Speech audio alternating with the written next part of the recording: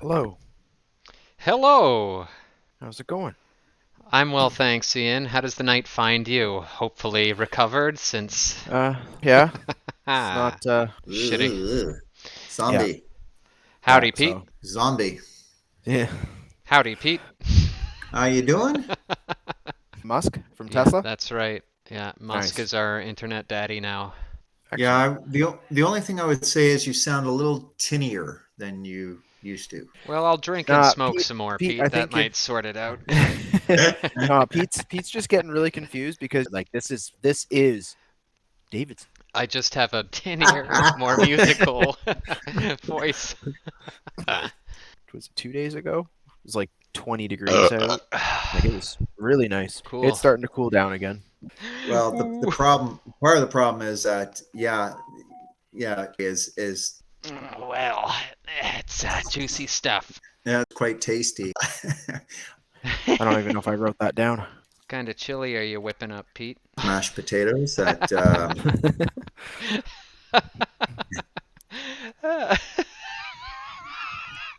Can't needs contain to it. get carried away. Wow, Yeah. It's rough. that's Rough. crazy. My father-in-law loves buckets. I'm not allowed to Yeah. celebrate that at school anymore. Jesus Christ. Well, Jen and I have been marathoning all the Alien and Predator movies. Nice. Nice, Yeah. including Requiem. Yeah, one of our most recent watches. Criminally boring. Well, I've seen it twice actually. Jeez. That's even worse. You don't admit that. Well, I would say it's more of a collage. I mean, it's not a documentary in the traditional sense, but just the way it's presented is fantastic and engaging, and it's fascinating. Oh, Ben's here. Oh, there's Ben. Um, Salutations. what is time? Hi, everybody. Sorry to keep Hey, you brother waiting. Ben. Just like, Nice. how y'all doing? How you, brother PD? Yeah, good. Oh, same old, same old. Which is great. Same old in the G unit. Just maintaining the G unit, keeping it lubed. Oh my gosh. The answer was Mobe Oh E. dear. And I was like, Well, in what country? I mean, I'm not even cool with HarperCollins Dictionary. I'm an Oxford guy. yeah, I'm very much an Oxford person. I am an uneducated pleb. Have you read that book? No, but Oh, keep it sounds saying fun amazing. sentences. Ha ha. I've been bad, boy. It's not a contest, Ah, podcast. beat you all. Yeah, but I'm not. I can't keep get. He can't forgetting. get. He can't get me in trouble now. I can't get in trouble. Thank God. What about my money? Hang on. You better pay the man or else. I'm kind of sure. Okay, well, I'll find it later, maybe. I don't know. Never mind. Just put it in that hole. Oh my God. Okay, well, hey, we can get down to business here, gentlemen. All right. The party has successfully gained the governor's property, seemingly without being detected, and pursues their goals of finding Oricus' body, or at least his belongings, and obtaining intel on Finedelis' dealings in Publica. However, while Glib and Keenan wrecked the mansion and attempted to gain ingress, Isfahan was entranced by the nearby foreboding shrine. Examining it, our stalwart cleric incidentally triggered the opening of a portal to a mysterious underground. We pick up with the echoing sound of a heavy stone grinding in the misty evening. I'm going inside. And trails off and starts descending. Keenan Okay. immediately follows. All right. Okay. Glib is going to make the move where he heard the sound and knows that Isfahan and Keenan should be in that area. You take to the other patch of trees just in time to see Isfahan and Keenan descending below ground. Thinking that they've found a back door into the manse, Glib follows them. All right, the party hurries down into the molded stone tunnel, snarled with roots. It's pitch black. He's just reaching for his belt lantern and light the wick as he's going down to illuminate the surroundings slightly. Beg pardon. All right. So you have this small illumination. Yeah, it's like a picture a Bloodborne pocket lantern Oh, or yeah. belt lantern Oh, kind of yeah. You used the right analogy. thing. And so you know how much light this thing casts, right? It's Precisely. small. Yeah. Yeah. The peculiar type of stone like we saw in that place. Glib in that place. You mean that place? That's good, Pete. Let's hold that perception check, and I'll get the other two gentlemen as well to roll perception checks. Keenan and Glib, you both perceive outside the tunnel in the direction of the sentries congregating on the northeastern side of the governor's manse. There are panicked voices discussing the Tonberry roving around the woods. It's already attacked a party of people, they believe, on account of some unholy business. And these panicked voices reach you. Fearful men. There's something out there. Tonberry. Oof. Should we split up? No. We- Glib, what hole on the door? Can we close it? Not that I can see. Might be a time lock. For now, let's just be quiet and move on. This might be a back door into the mansion. Keenan Let's just kind of proceed. nods his head and gestures for Isfahan to continue on. He nods resolutely and turns and continues to descend. The party walks forward and descends into the pitch-dark tunnel. Just a few meters ahead of you are illuminated, Isfahan. And as you descend, each member of the party can hear the blood-curdling screams that begin to echo through the mistwood above, panicked, terrified yells, shouting, orders, and a bellowing roar. I was just gonna, it's his back. I'll just, some help with some lots. So, it's good. The noise gets louder and louder, and then are cut off altogether. Let's have everybody make a perception check. Quiet is bad. Isfahan, Keenan, both of you detect a panicked panting and the sound of footfalls traveling down the tunnel that you just came through. Shit.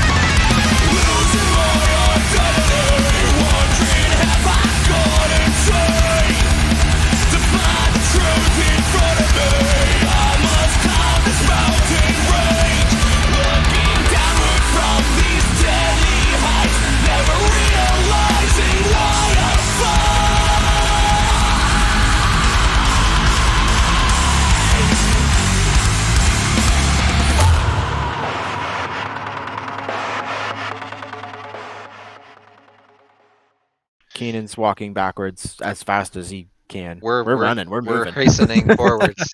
Let's have everybody make a constitution roll. Isfahan, Keenan fell over your rolling body, basically, came up with his bow ready and launched this arrow. So Glib gracefully jumped over Isfahan and that- Keenan stumbled exactly, on his... probably didn't even notice. All right, Glib. Having seen what's happened, Glib will draw his hand crossbow and add to the melee. And then what happens, Isfahan? He's going to just kind of keep himself ready, and he's going to ready an attack action. And let's roll perception on this. Yeah, totally. See, he's fine. He sees shit.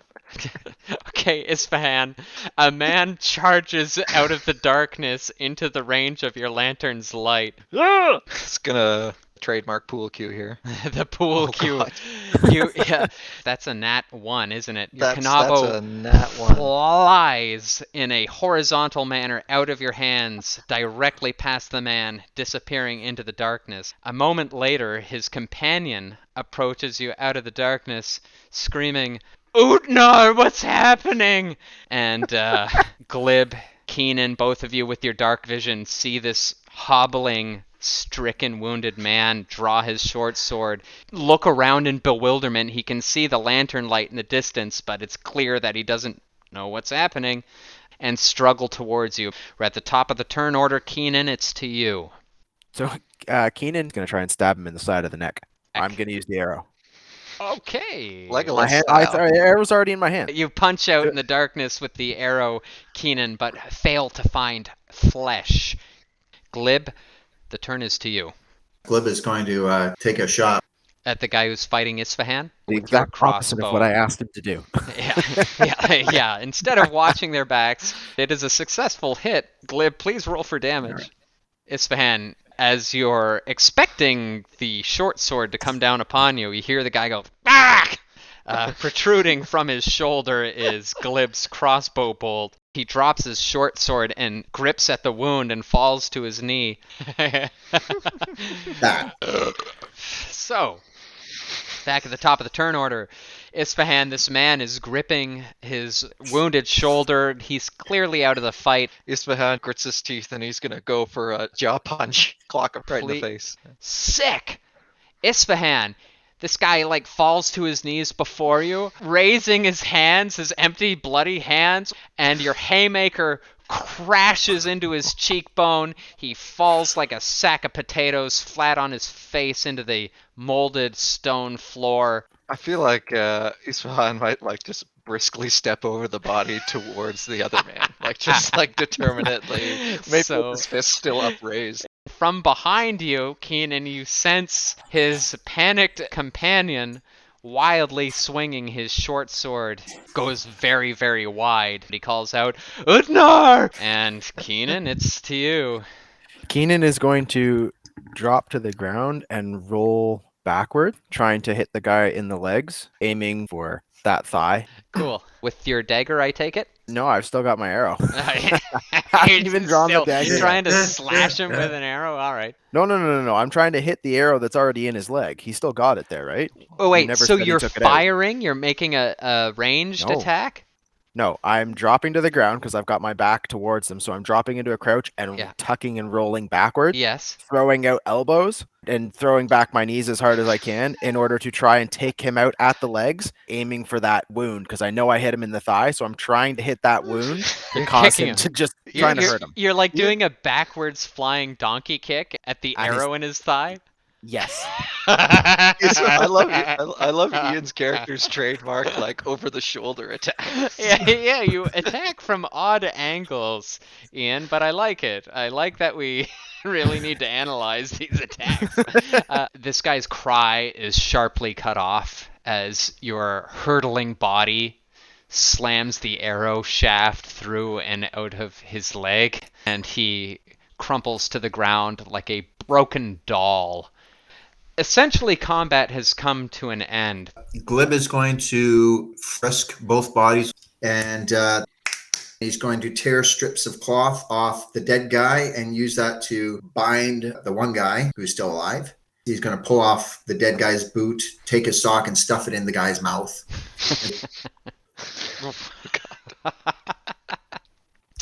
Isfahan, after retrieving his kanabo, is just going to resolutely stride forward. Glib's just going to give Keenan a look and then follow Isfahan. All right, so the party proceeds onwards down the dark tunnel. Isfahan, if he can, DM, wants to reach out. I don't know if he can Absolutely. make a check. Oh, Boom, Isfahan. nat 20. As you travel forward, the consistent orange lamplight from your belt lulls you into an almost psychotropic state where you meet the crone. It informs you that death lies ahead and that this place is corrupt with the anti-life energy. Oh, fuck. There's the antithesis to life ahead. Seems death forms. I will stay in front. Perhaps I can ward them away should we encounter them. I am sorry I lead you into a hole of darkness, but I cannot stop myself. You continue forward and forward. I don't think we're under the manse anymore. I don't think Orcus is down here. The tunnel through which you've been traveling widens. You perceive undead creatures. The piles of bones and flesh rise, rotten, rusted bits of cloth and armor falling off of their ancient corpses. These are dried, desiccated creatures Roll for initiative. Let's roll. All right. Of course. All right, so you know what we have here, gentlemen. This situation is what we call a Isfahan is in a fight by himself type situation. They swarm towards you. Claw at you, Isfahan. One of them's got a nat 20. That's the one that counts. This one muckles on, grips with horrifying strength into your flesh, inflicting 8 points of damage. Leave my friend alone!